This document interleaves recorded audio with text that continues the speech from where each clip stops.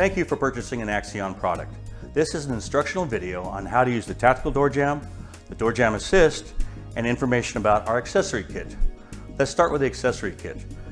The accessory kit comes with a surface mount that you can put in your automobile, on a cart for housekeeping, or on the wall closest to a door for easy access. Once mounted, the unit just snaps in, and for access, just pull it off and you're ready to go. This also includes a clip that attaches to the unit and mounts to your belt. How to use the unit. The unit is spring-loaded and made to go into the door jamb gap between the door and the door frame. There are bumpers on the head and on the sides to keep from marring the door jamb.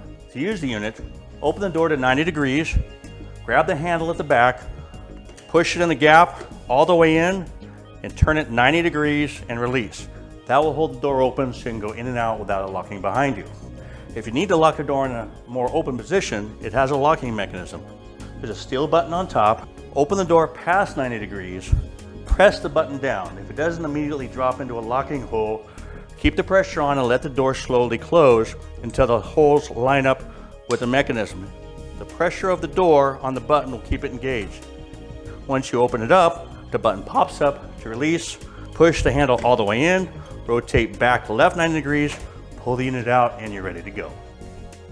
In conclusion, some technical information.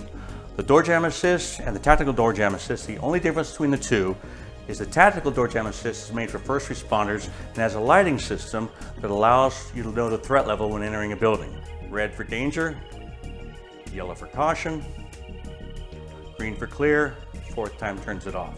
It also has a USB port for charging.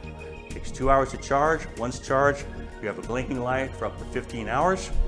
When you're down to the last 15 minutes, the light will turn solid to let you know that the battery is going dead. Once charged, you have 4 months before it has to be charged again.